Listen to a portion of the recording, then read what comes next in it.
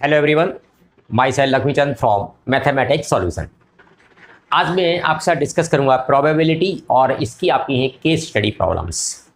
तो अभी देखो, आपका ये पहला क्वेश्चन है। इसमें आपका कोई भी एयरप्लेन है और आपकी जो टर्बुलेंस इंटेंसिटी है वो आपकी 3 टाइप्स की है। आपका एक लाइट, आपका मॉडरेट और सेवेरल।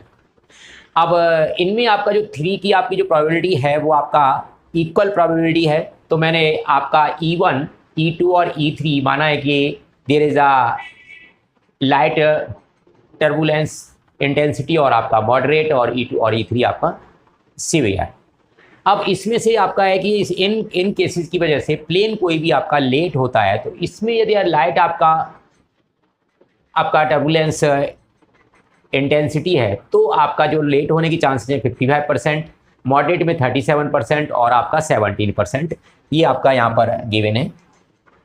और दूसरा आपका है कि इसमें A/E1, इसका मतलब जो E1, E2, E3 है ये तो मेरे ये हो जाएंगे। तो आपका यहाँ PE1 is equal to PE2 और इज इक्वल टू PE3, ये आपके इक्वल हैं, तो इनका प्रोबेबिलिटी आपकी होगी 1/3।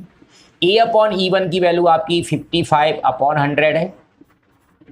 A/E2 की वैल्यू आपकी 37/100 और इसका आपका 17/100। ये प्रोबेबिलिटी है। अब वो आपका नेक्स्ट जो क्वेश्चन पूछता है कि according to this answer the following questions, find the probability that an aeroplane reaches its destination late.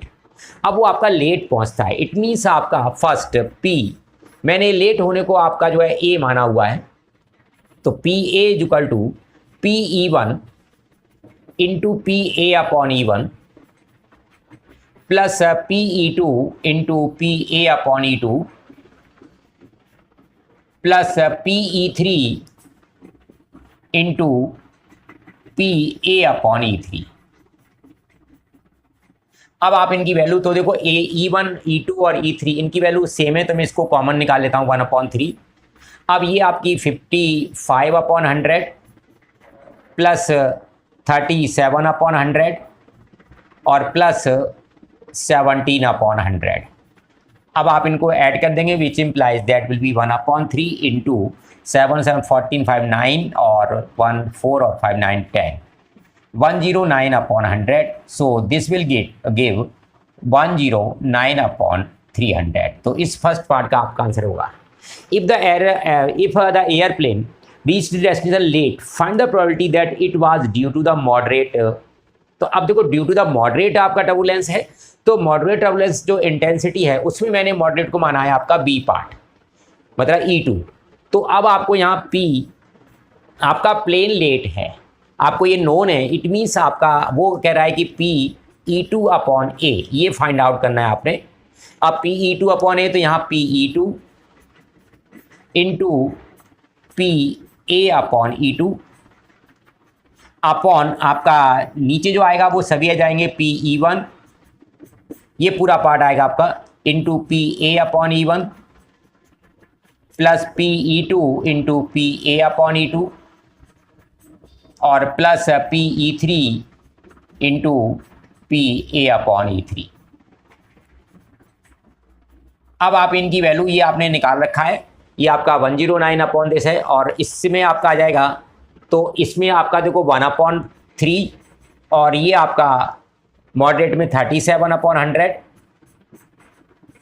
Upon, और ये आपने अभी निकाला है 109/100 और इंटू 1/3, ये अभी आपने निकाला हुआ है ये।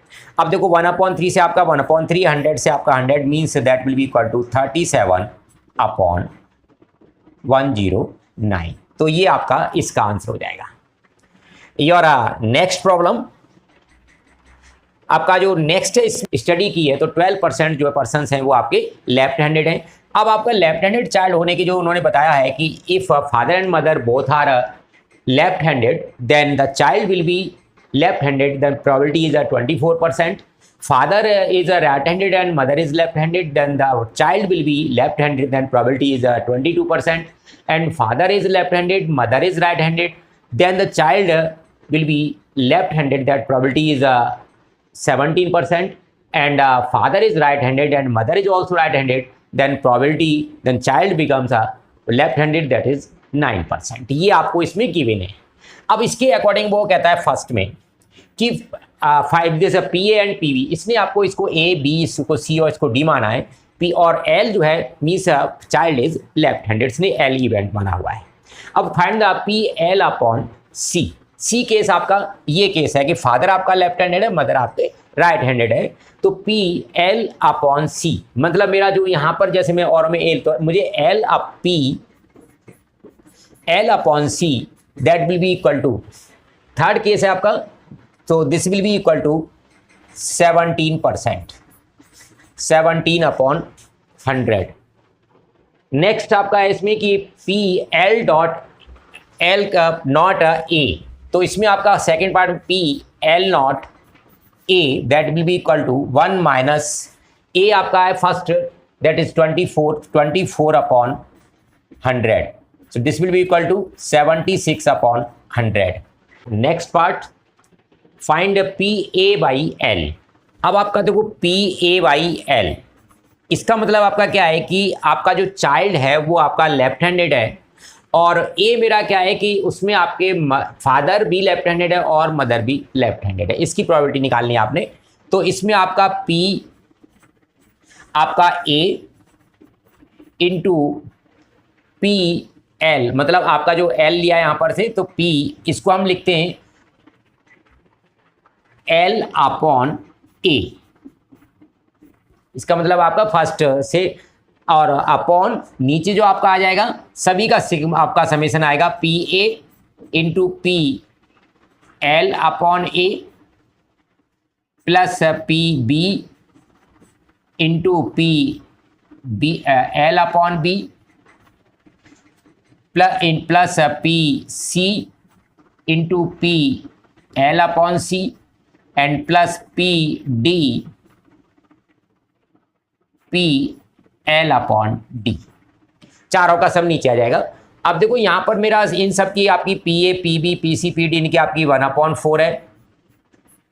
एल की आपकी 24 अपॉन 100 है. ये आपकी प्रोबेबिलिटी अपॉन, मैंने यहाँ पर P A P B P C और पी डी ए 1/4 बाहर निकाल लिया है. अब ये सभी ऐड हो जाएंगे आपकी, तो ये आपका 24 upon 100 plus 22 upon 100 plus 17 upon 100 और प्लस 9 अपॉन 100. अब देखो यहाँ से आपका क्या है कि 1/4 से 1/4 और 100 में कॉमन निकाल के ये आपके ये कैंसिल हो जाएंगे.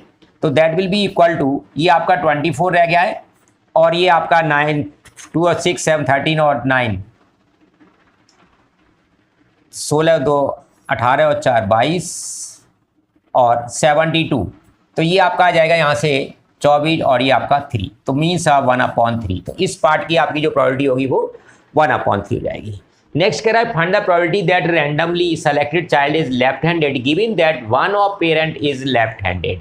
अब देखो one of parent is left handed, तो आप यहाँ देखते हो कि यहाँ पर आपका फादर राइट हैंडेड है, मदर लेफ्ट हैंडेड है, यहाँ पर फादर लेफ्ट हैंडेड है और मदर आपकी राइट हैंडेड है. तो वो कह रहा है कि इनमें से कोई भी एक आपका लेफ्ट हैंड और राइट हैंडेड, मीन्स इस पार्ट का जो आंसर होगा that will be equal to 22 upon 100 plus 17 upon 100. इन दोनों को ऐड कर देंगे, दैट विल बी 39 अपॉन 100. तो ये आपका जो आंसर होगा that will B of fourth part. Next question आपका देखो यहाँ पर ये वेन डायग्राम क्लियर नहीं है, तो मैंने आपको वेन डायग्राम यहाँ ले लिया है. पी ए की जो प्रोबेबिलिटी आपका इस तरह से ये वेन डायग्राम दिया है, और उसने बोला है कि आपका कोई भी मतलब 3 टाइप्स की योगा है आपका, टाइप योगा ए, योगा बी और योगा आपका सी. तो अब इसमें बोला है कि जो आपका परफॉर्मिंग योगा सी करता है टाइप सी, तो उसकी प्रोबेबिलिटी आपकी 0.44 है. तो अब इसकी बेस पर कहता है कि find the answer the following. अब आपने इनके आंसर निकालने. First find the value of x. अब देखो x आप निकालोगे तो आप c की जो वैल्यू है means your x plus 0.21 that should be equal to 0.44 means it which implies x is equal to 0.23. ये आपका इसका आंसर आ जाएगा.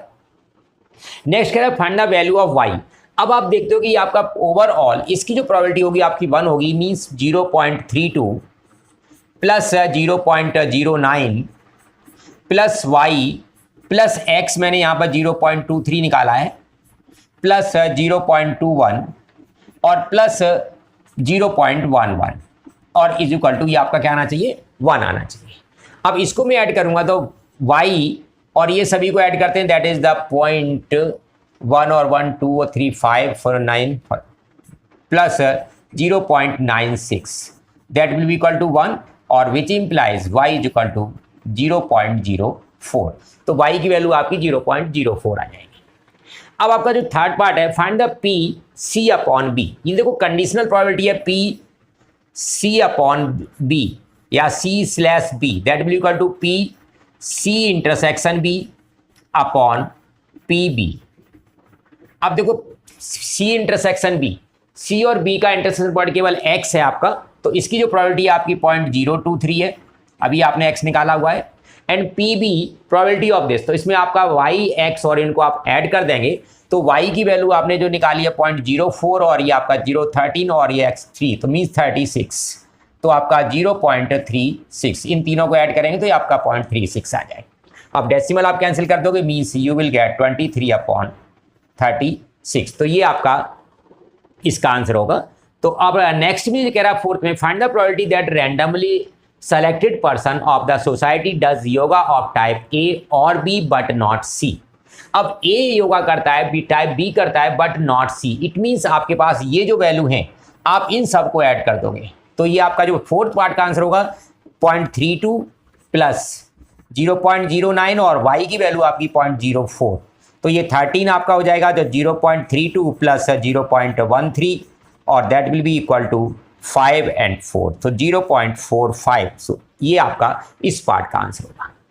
अब आपका नेक्स्ट क्वेश्चन है, E1 is the represent that many workers are not present in the job and E2 is the represent that the event when the workers are present for the job. तो पहले E1 जो है इसमें आपकी present नहीं है और ये आपका E2, तो वो कह रहा है कि जब प्रेजेंट नहीं है means then that probability that is the 0.65, मतलब PE1 जो आपको गिवन है ये आपका 0.65। अब वो कह रहा है कि if a present are not present there then the probability of completing the job on time that is 0.35। तो ये मेरा ए मैंने लिया है कि means job will be complete on time, means P A upon E1 that is 0.35।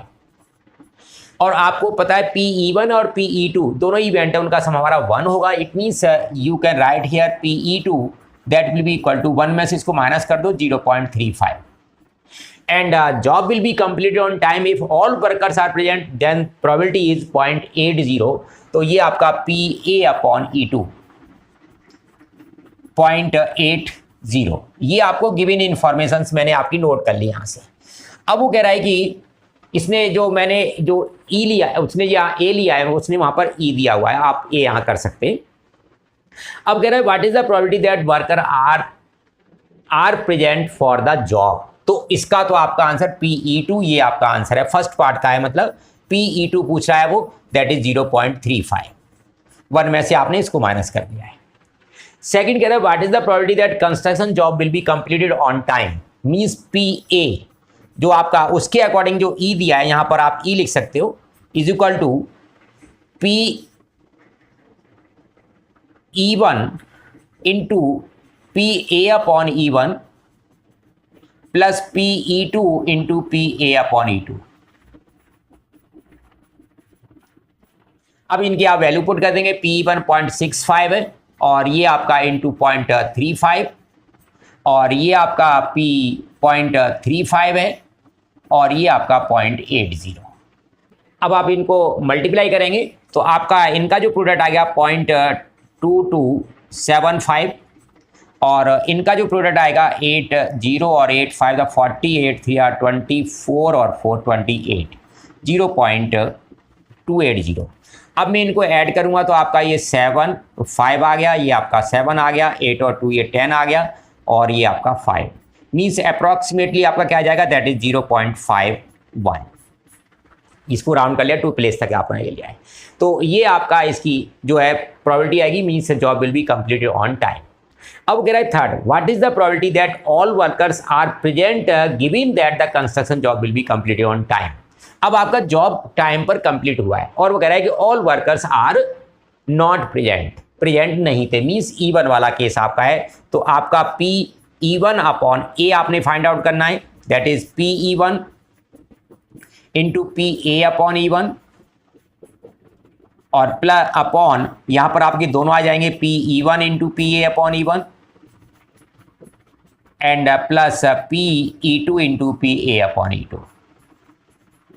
ये आपके दोनों केसेज नीचे आएंगे। तो अभी देखो दोनों का तो आपने निकाल रखा है, दैट इज 0.51 और PE1 जो है वो आपका 0.65 है, यहां से 0.65 और A upon E1 job completed that is 0.35 और ये आपने 0.51 ये अभी निकाला हुआ है, इसी पार्ट को मैंने यहाँ यूज कर लिया है। तो अब इनको आप सिंप्लीफाई कर दोगे, that will be answer of this third part. ये आपका इसका थर्ड पार्ट का आंसर आ जाएगा। अब आपका देखो फोर्थ पार्ट में क्या कर रहे थे, probability that the all workers are present given that the construction job will be completed on time. अब यहाँ पर आपका क्या होगा, यहाँ PE2 और PA अपॉन E2 बाकी आपका ये रहेगा। तो उस पार्ट के लिए अब वैसे आपका यहाँ से निकालेंगे तो ये आपका जो सिंप्लीफाई करते हैं means that will B approximately 0.45 और इसको आप 1 में से माइनस कर दो, क्योंकि अब देखो आपका थर्ड ये और में होता है फोर्थ पार्ट, और में आपको पूरा करना पड़ेगा। तो यहाँ आपको इसी फॉर्मूला को चेंज करके आपने PE2 PA अपॉन E2 और ये वैल्यू आ जाएंगी। तो आपका जो फोर्थ पार्ट का आंसर होगा means PE2 that is 0.35 and construction job 0.80 और 0.51। इसको सिंप्लीफाई करेंगे दैट भी 0.55। तो ये इसका आंसर आ जाएगा आपका जो फोर्थ पार्ट है उस। तो आपका जो नेक्स्ट क्वेश्चन है देखो, इसमें आपका कि एयरप्लेन क्रैश होता है तो उसकी प्रोबेबिलिटी इतनी दे रखी है 0.001% और मैंने इसको परसेंट का 100 हटाने के लिए इसके आपका देखो 2 जीरोज और आ गए मीन्स 1 अपॉन और ये आपके इसके साथ 7 जीरोज आ जाएंगे। अब प्लेन जब क्रैश नहीं होगा तो आपको 1 में से इसको माइनस कर दो, ये आपकी ना क्रैश होने की प्रोबेबिलिटी आ जाएगी, क्योंकि 1 ये 0.00001 को 1 से माइनस कर दो means that will B 99999 7 times आपके 9 आ जाएंगे पॉइंट में। अब ये मैंने लिया है कि वो सर्वाइव करता है। अब नेक्स्ट देखो यहाँ क्या कहता है, फर्स्ट कह रहा है कि find the probability that airplane will not crash. तो विल नॉट क्रैश में तो आपका देखो ये आ गया, ये इसकी प्रोबेबिलिटी होगी कि आपका क्रैश नहीं करेगा।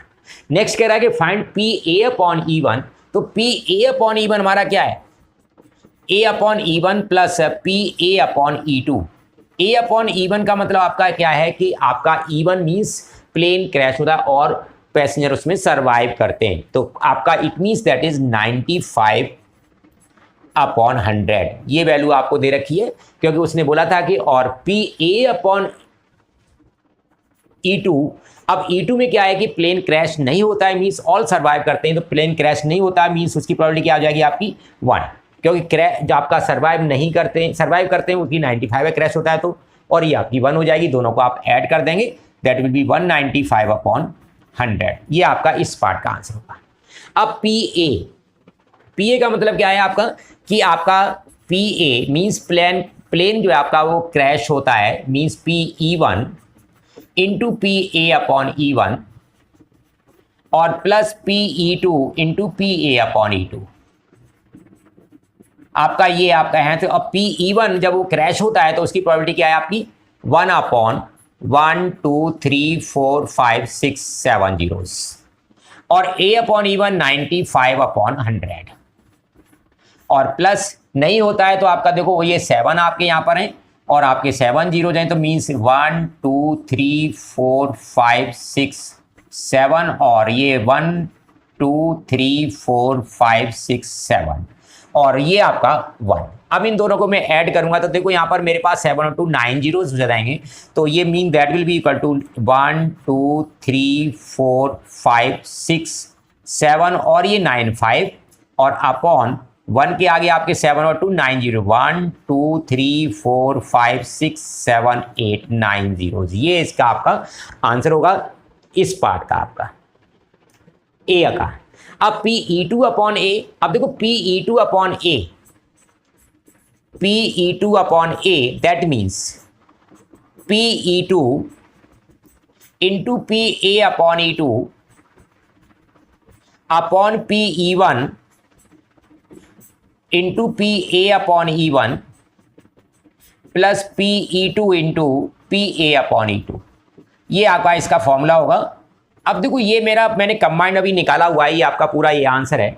अब E2 into P A upon E2, तो E2 मेरा क्या है यहाँ पर, पी E2 आपका दे रखा है, that is this part 999 upon this, और इंटू आपका 1, तो ये पार्ट आपका ऊपर होगा और ये आपका नीचे हो जाएगा। तो means this divided by this, तो इन दोनों को आप डिवाइड कर देंगे, means that will be the answer of this part. Next जो क्वेश्चन है, ये आपके पास कोई भी ऑक्टागोनल जो है प्रिज्म है और वो उसको रोल करते हैं, तो इसके लिए जो डिस्ट्रीब्यूशन दे रखा है 1 2 3, इस पर नंबर पड़े हुए हैं आपके, तो वो आपका डिस्क्रिप्शन है पूरा। तो ये 1 2 3 जब रोल करते हैं तो आपका 1 आने की, तो ये इन्होंने देखो डिस्ट्रीब्यूशन यहाँ गिवन है कि probability distribution that is x is 1 then px is p, x is 2 then x is p2, ये आपका यहाँ पर गिवन है टेबल। अब वो कह रहा है first find the value of p, तो p की वैल्यू निकालेंगे। तो पहले देखो आपका क्या होता है यहाँ पर कि मेरा सिग्मा जो है px that should be equal to 1 for a random variable.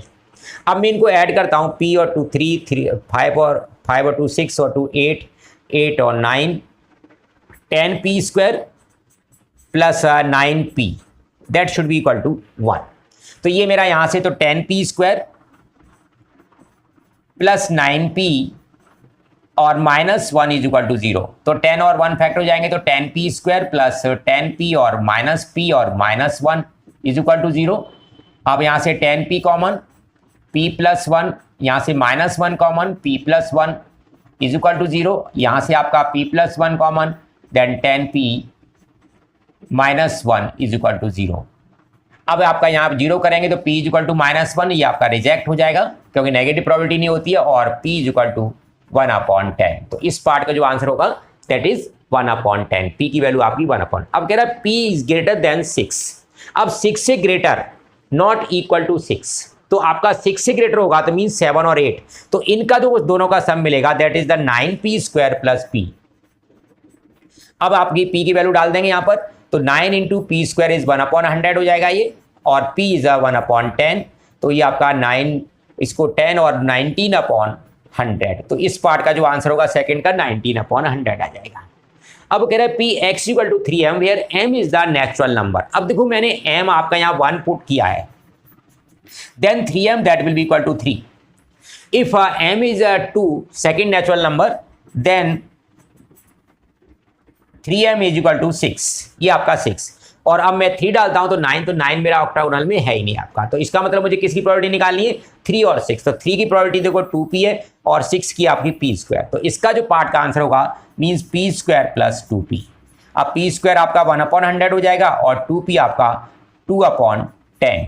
अब इनको हम ऐड कर देंगे तो ये आपका यहाँ से 1 प्लस 20 21 अपॉन 100, तो इस पार्ट का जो आंसर होगा दैट विल बी 21 अपॉन। अब कह रहा है फाइंड द मीन। अब देखो मीन निकालना है, तो मुझे यहाँ पर सिग्मा एक्स पी एक्स, तो अब मैं देखो यही सी टेबल को यहाँ कंप्लीट कर लेता हूँ। तो ये आपका x इंटू पी एक्स, इसको मैंने मल्टीप्लाई किया तो ये आपका p आ जाएगा, ये आपका 4p होगा, ये आपका 6p, ये आपका 4p, ये आपका 10p, ये आपका 6p स्क्वायर, ये आपका 14p स्क्वायर, और ये आपका 56p स्क्वायर और प्लस 8p। अब इन टोटल इनका सम करते हैं, तो अब देखो यहाँ पर आपका p 5 5 और 6 11 11 और 4 आपका 15 15 और 10 25 25 और 8 दैट विल बी 33p।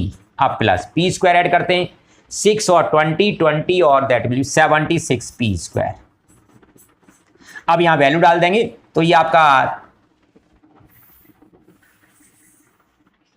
अब यहाँ वैल्यू डाली आपने तो 33 और p की वैल्यू 1 अपॉन 10 प्लस ये आपका 76 और इसकी वैल्यू आपकी 100, तो 330 आपका ये हो जाएगा, और प्लस 76 अपॉन 100 और इसको ऐड करेंगे 3 आपका 6 हो जाएगा 10 और ये 406 अपॉन 100, इसको कैंसिल कर लो 203 अपॉन 50, ये इसका आंसर हो जाएगा फोर्थ पार्ट का। अब देखो आपका जो नेक्स्ट क्वेश्चन है, the distribution the probability distribution for the number of hours spend by the student is given below. तो इस तरह से आपका ये आपका दे रखा है डिस्ट्रीब्यूशन। तो अब देखो यहाँ पर वो कह रहा है P X is equal to 1 2 and 3 4 5 and 6 otherwise 0। तो आपको केवल 1 2 एक्स की जो वैल्यू है 1 2 3 4 5 और 6, तो मैंने ये आपकी देखो यहाँ नोट कर लिए, ये मेरी x की वैल्यू है।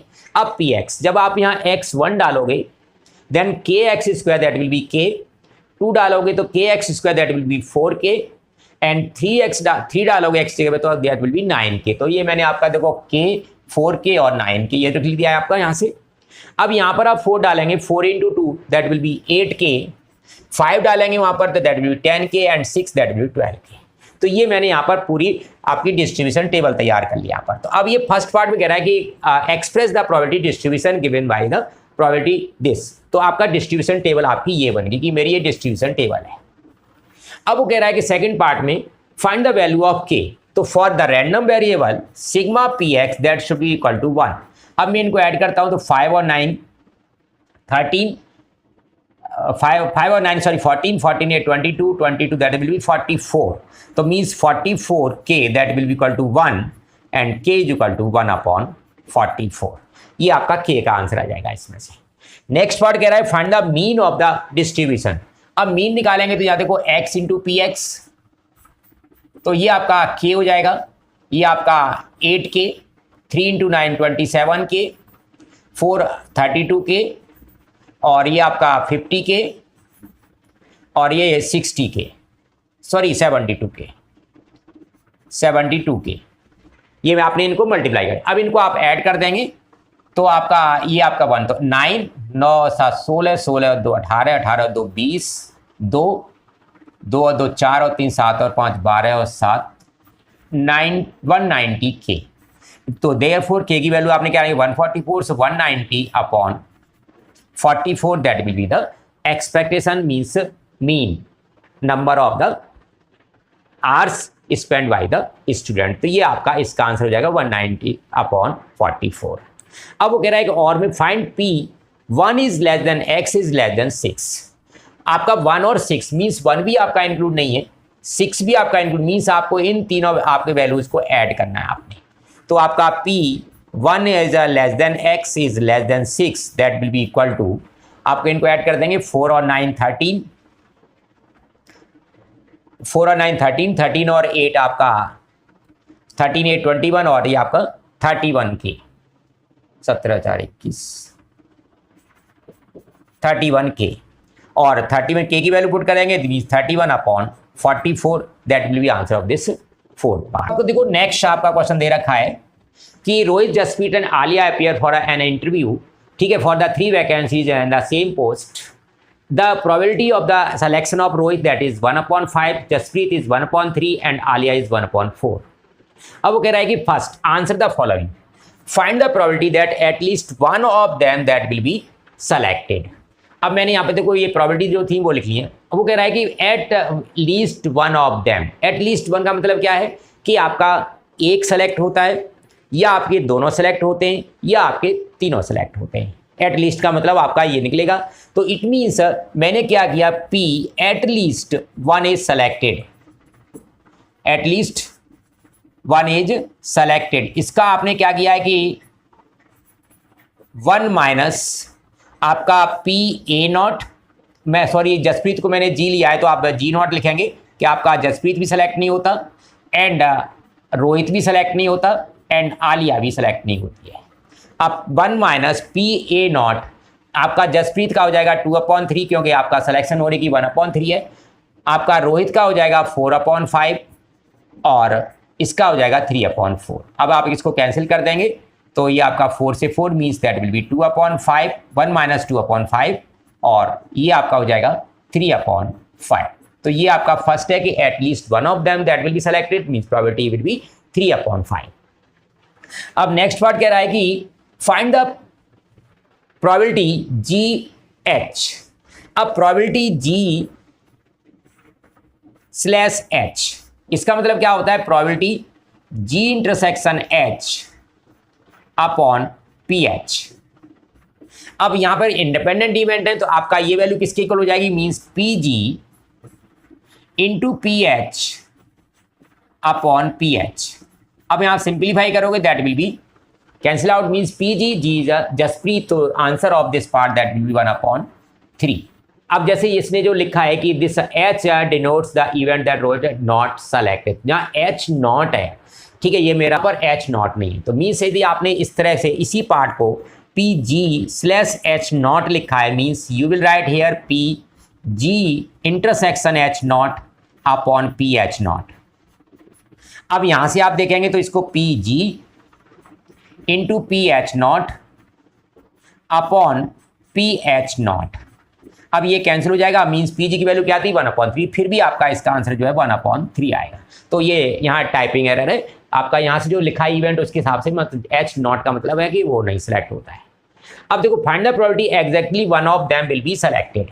अब देखो exactly one of them will be selected, it means आपका क्या है कि यदि आलिया सेलेक्ट होती है तो रोहित और जसप्रीत सेलेक्ट नहीं होते, रोहित सेलेक्ट होता है तो आलिया और जसप्रीत नहीं होते, और आपका तीसरा सेलेक्ट होता है तो आपके जो रिमेनिंग 2 है वो सिलेक्ट नहीं होते। तो मीन्स आपका यहां से probability exact one selected that will be equal to P, आपका पहले मैंने आलिया सेलेक्ट होती है G not and H not plus P, अब आप क्या आलिया सेलेक्ट नहीं होती, जी सेलेक्ट होता है और एच नॉट, और P अब आपका आलिया सेलेक्ट नहीं होती, जी सेलेक्ट नहीं होता और आपका H सेलेक्ट होता है, ये एनी वन ऑफ देम। तो अब देखो P के आपके जो इंडिपेंडेंट इवेंट हैं तो आपका आलिया सेलेक्ट होने की प्रोबेबिलिटी 1/4 और इनकी दोनों की नॉट की एक की 2/3 हो जाएगी और एक की आपकी 4/5। सिमिलरली अब आलिया की जो जाएगी वो 3/4 न सेलेक्ट होने की, जी की आपकी 1/3 और H not that is 4/5। Similar way से आपका A not that is 3/4 and G not that is 2/3 and H that is 1/5। अब आप इनको देखो एलसीएम मेरा सेम रहेगा तो 8 और 12 20 और 26 अपॉन ये आपका 60, इसको आप कैंसिल कर देंगे 23/30, तो ये आपका exact one of them will be selected. अब सिमिलर वे से कि exact 2 of them will be selected और में आपका, तो एग्जैक्ट 2 P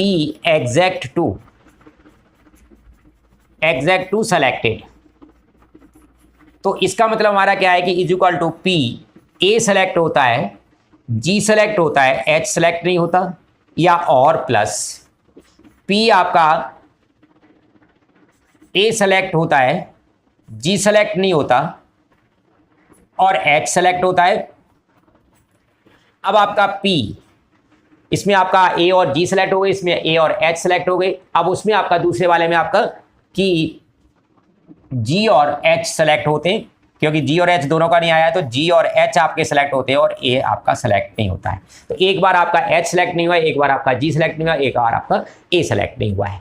तो अब मैं इसमें देखो A की प्रोबेबिलिटी है दैट इज 1/4, G की सेलेक्ट होने की प्रोबेबिलिटी आपकी 1/3 और H की ना सेलेक्ट होने की probability that is 4/5 plus A की सेलेक्ट होने की 1/4, G की ना सेलेक्ट होने की प्रोबेबिलिटी आपकी 2/3 और H की सेलेक्ट होने की प्रोबेबिलिटी 1/5 प्लस अब यहाँ पर G की सेलेक्ट होने की प्रोबेबिलिटी 1/3, H की सेलेक्ट होने की प्रोबेबिलिटी आपकी जो है वो 1/5 और A की ना सेलेक्ट होने की प्रोबेबिलिटी दैट इज द 3/4।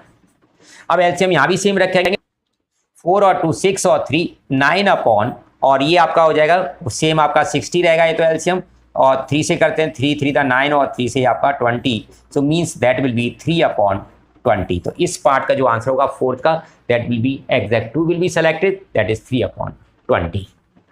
अब आपका जो नेक्स्ट क्वेश्चन है कि in a group of activity class then there are 10 students whose ages are 16 17 15 14 19 17 16 19 16 and 15 years.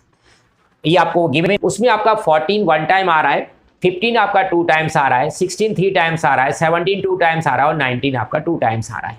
तो इनमें मेरे पास जो कंपोजिट नंबर्स हैं, तो कंपोजिट नंबर हमारे क्या होते हैं, जो आपकी कम से कम उसके आपके 3 फैक्टर्स हों या 2 प्राइम फैक्टर्स हों। तो आपके जो कंपोजिट नंबर्स हैं मेरे पास, तो कंपोजिट नंबर में एक आपका 14 आ जाएगा क्योंकि इसके आपके फैक्टर हो रहे हैं, 15 आ जाएगा आपका और आपका 16। These are the composite number, these 2 are the prime numbers.